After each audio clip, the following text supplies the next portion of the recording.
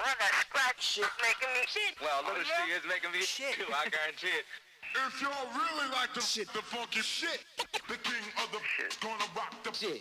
If y'all really like the shit, the funky shit, the king of the shit's gonna rock the shit. What's up, YouTube? It's Greg Losco here from Losco Glass, and I just wanted to make a quick video about this MK table saw. I'm going to try and keep it pretty short and sweet and to the point. Today I'm just going to talk about how it came in, the pieces that needed to be put together. It wasn't much, really easy to take out of the box and get started. And I was trying to do as much research as I could before I bought my own saw, so there wasn't a whole lot out there on this model, which looked pretty appealing, especially from the lampworkers perspective. So hopefully this can shed some light on some of the information and details that you guys might be thinking about when buying a wet saw, and help you make your decision if this would be the right saw for you. When it came in a couple parts. I had to put the guard on. The wheel wasn't on, obviously. This whole piece was, you just slide it onto this shaft right here, and then bolt it in here with this screw that holds it in place. You can unscrew it and, lift the blade up and adjust this whole thing. But I want it lower. I'm going to chop up some carb cap tips, and I'll show you guys that in a second. One of the first things I ran into, I had the pump where it was supposed to be situated here in the bin. There's a little holder spot for it.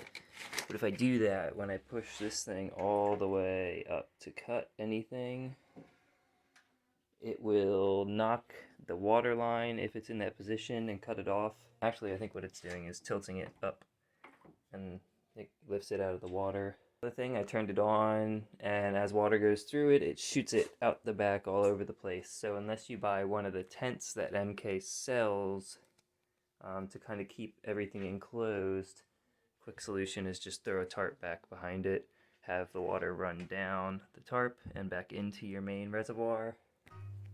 So now I think I'm about ready to cut. Let's see, I turn it on. Water's pumping, hits the back, drops down. There we go. I was thinking about the angle here. The other saws that I've used come more, into the straight part of the saw rather than down here. This makes a different kind of cut.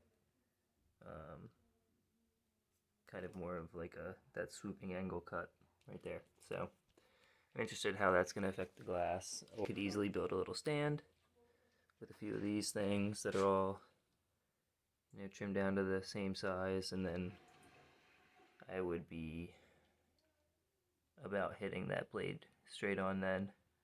So that'd be an easy fix. Let's see how it cuts glass this way though.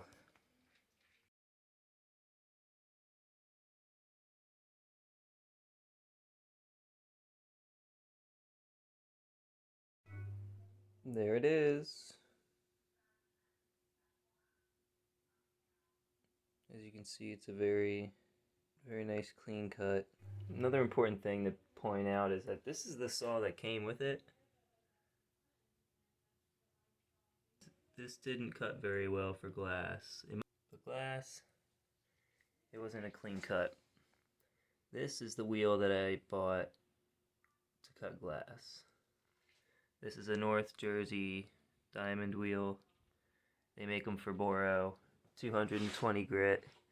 And these ones are actually thinner wheels than most other brands. So you waste a little bit less glass. That's a very small amount, but people say that.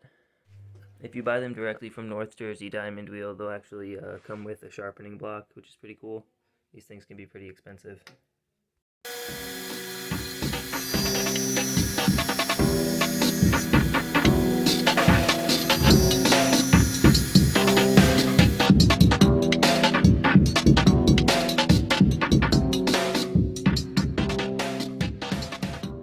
Clean cuts.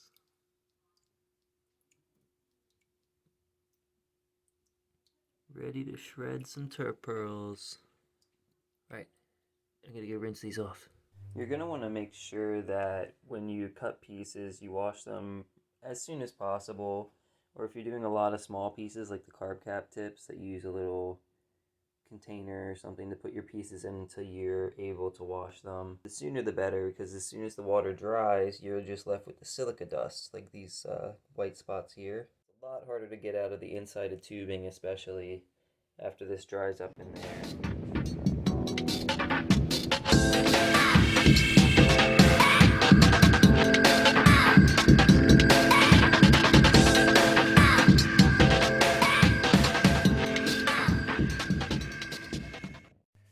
Next test was on this cup. So, interested to see how this would turn out. Definitely a thinner wall. I had a little wonkiness in the lip, so I wanted to take it to the saw and chop that top, and it worked out beautifully. And I'm sure a lot of this I will test to that New Jersey diamond wheel. I really heard they're some of the nicest wheels you can get, so stoked on the results. One of the last things I wanted to cover was maintenance of the saw. One of the things is all the silica dust tends to build up if you neglect it. So what I do is after I empty out this pan, it has a cool plug here, so I just hang it over the edge, bring my 5-gallon bucket over, collect all the water, dump it right into the sink when I'm done.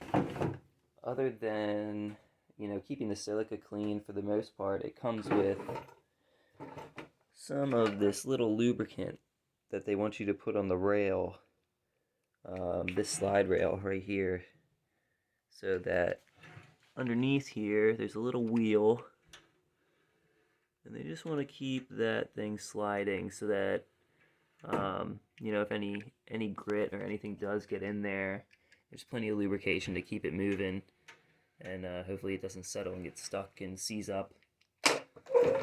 The other side has another rail, but it's really well covered. It's under this metal sheath, and you can see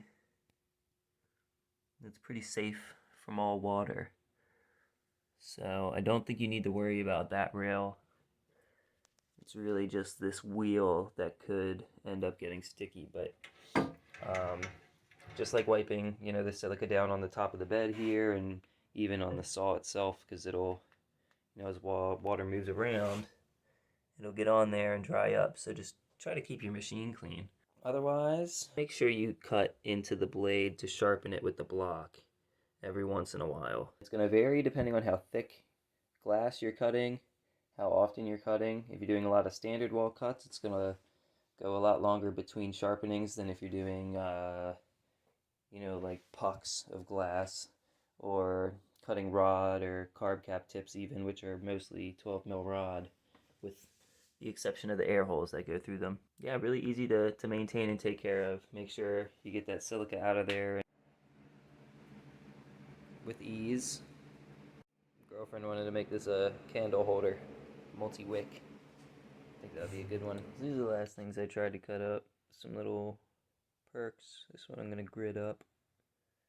Some stringer. This guy's got 3 slits on either side. And then this guy, try to make a can to fit this shape. Let's see how. Yeah, it was cool. 10 out of 10. Happy with the saw, happier with the blade, and I can't wait to make some more shiza. Like, subscribe, follow me at Losco Glass on Instagram. I hope this video helps somebody out there. If you're looking for a saw, I like this one a lot. If anything goes wrong, or if I run into any other crazy issues or tips that might be helpful, I'll definitely upload some more. Yeah, thanks for looking. If you like it, I definitely suggest making that investment, because I plan on having this saw for a long time.